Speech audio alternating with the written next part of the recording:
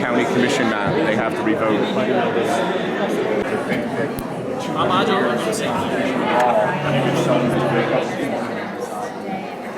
Hi everyone, this is Praveen from TV5. Today we are in Atlanta suburb coming. So today we are celebrating Guru Purnima, and I have one of the esteemed guests, Ravi Bellamkonda, and he is from the Emory University. Sir, how are you, and what is the celebration all about, and how do you feel about Guru Purnima, and what is the message to the community? No, thank you so much, and it's delightful to be a part of this ceremony to recognize teachers and lights who guide us and let us know how to move forward, not just to be successful professionally, but to be successful in life overall. And certainly I've benefited from incredible people who've helped me, and I'm happy to play a small role in guiding others who follow. So it's a very special occasion. It's in the Indian tradition of trying to recognize and respect people who are learned and help make the world better through the teaching and guiding of others. So it's a pleasure to be a part of this ceremony. Thank you so much, Ravi. So we just wanted to know more about your role in the Emory University, and how are you helping our Indo-American community, and especially on this auspicious Guru Purnima. What do you see the difference between our country and here? No, I think I grew up in India. I love the country. I was watching cricket today. My role is I'm the provost at Emory University, and essentially a provost is a little bit like the vice chancellor. So all the schools, we have 9 schools at Emory: law, medicine, arts and sciences and such. The dean, they're led by deans, and the deans report to the provost, and I report to the president. So I'm the chief academic officer of the university. It's a delight to see the community thrive, the interest in, we have an amazing healthcare system, lots of physicians, incredible scientists in immunology and all these spaces. So it's just a joy to see us integrate and move science and humanities forward. A pleasure to be a part of a great community. Sir, you have been Guru for so many years, right? Even in America. Not only before this, you have been in Duke and other universities. So what do you see the good things about the Indo-American from the academic perspective? I think there are many things. One is that usually many of us got our undergraduate degrees in India, which are very solid foundation. But then there is something magical about the US higher ed system that allows us the freedom and the opportunity to really ask fundamental questions and have the training to investigate them with some confidence.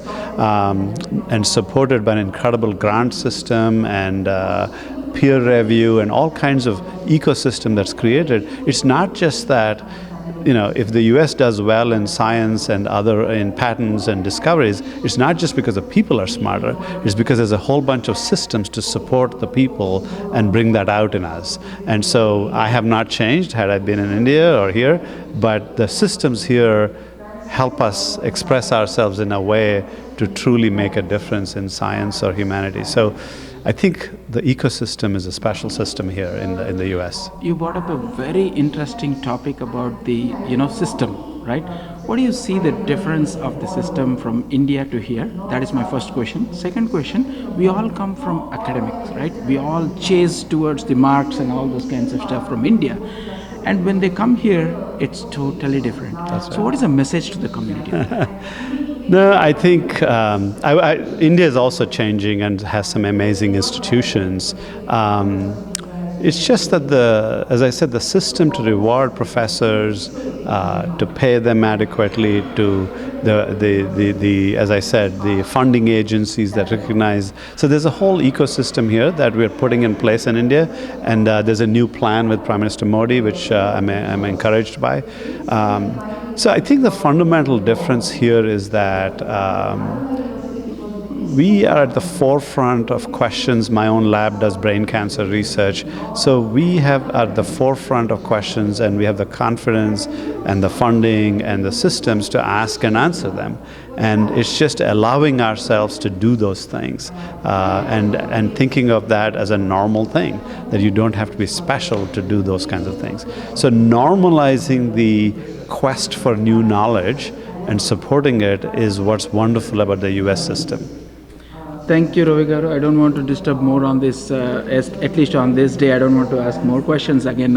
As a guru, I just wanted to bow my head and say thank you for all you so do. much. And definitely you will do more for the students. Thank you so much.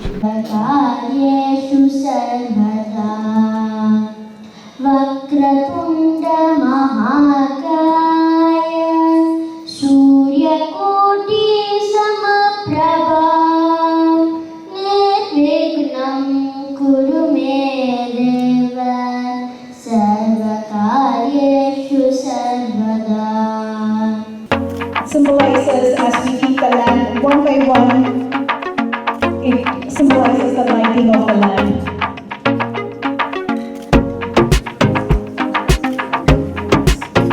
Mike Waldes from Education System of Forsyth County. He has a vice chair in the Forsyth County, and he has been for our program today on the Guru Purnima. On this auspicious day, he is here. I wanted to understand more about how did he feel about being here and learning about Guru. Mike, tell us more about your experience in this on this Guru Purnima celebrations. Yeah, so over the last few years, we've come to learn a lot about the Indian culture, and we understand that this is a sacred and very important celebration for the Indian community. So it's important for us to be here so that we can learn more about your culture and we can come together as neighbors and share these special lessons. Mike, what do you see especially it's about Guru. Guru is nothing but your teachers, right?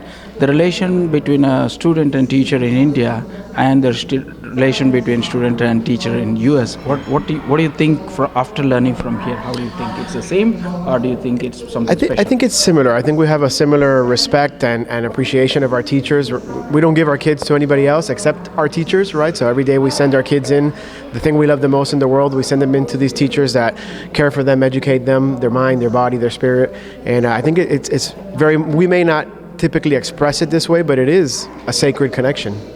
Mike, you have been into the education system, so tell us more about the education system and your relationship with the Indian community, teachers, and also the students. Yeah, so we know that education is a very important part of the Indian community, and here in Forsyth County is very much an education-centric community. Everything in our community revolves around our school system, and our Indian community has really just taken our school system to the next level, and we're very grateful for them.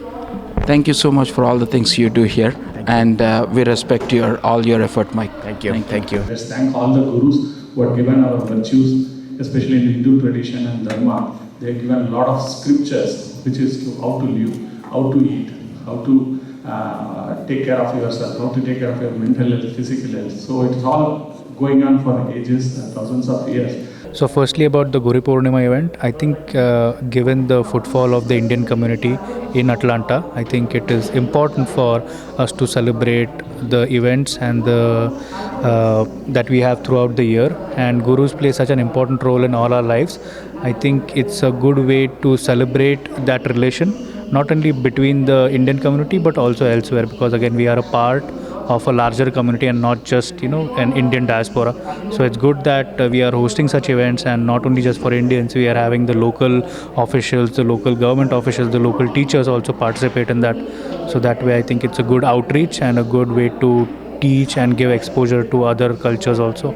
So we have a very ancient tradition of formal discipline teaching which attracted students from around the world. So when I was doing my research, I was just amazed to find that students had come from China, from Mongolia, from Western Asia. They were coming from long distances to study in India, thousands of years ago. Well, this is the second similar event that I've been to. I went to one in Duluth. It's great to come to this one. And I really, my heart is with the teachers and the students and all the parents who are getting ready for the school year. I love this theme of recognizing those who provide enlightenment and education, and also on safety and peace. Let's have a good, peaceful school year where the students get enlightened and educated and have doors opened in their future. It's such an exciting thing, and I fully support what's going on here. My heroes in life are teachers. I have a great aunt. My grandmother's sister was a retired teacher when I was growing up, and the storytelling and the lighting the flame of having a hunger and thirst for knowledge is something I admire with our teachers. Gwinnett County, I represent Duluth, Suwannee, and Sugar Hill, and Gwinnett County is our largest school system in the state. So making sure that those teachers know that they are appreciated. I'm proud to have participated. We've given them nearly a $10,000 raise from 2019 to the present per year. And I think that is where we ought to invest, is in our future, because education's expensive, but it's not nearly as expensive as ignorance.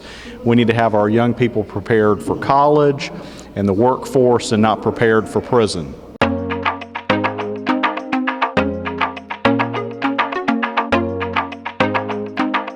Good evening, Rajiv. How are you? Good, good. How are you? Hey, how is the Guru Purnima? And I know that you are very active in the Hindu societies, whether it may be Georgia Hindus of Georgia in Atlanta.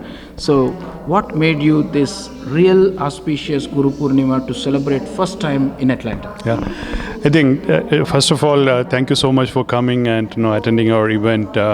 We were thinking about this event for a while, probably for the last 2 months or so, because I know some different people, different temples are celebrating Guru Purnima, but they are doing in their own gurus and people like that. But I felt like, I think as a Hindu community, we have to come together and do an event for our real gurus here in Georgia, because now our kids go to all the schools and colleges, and it's high time for us to honor them instead of just their spiritual gurus.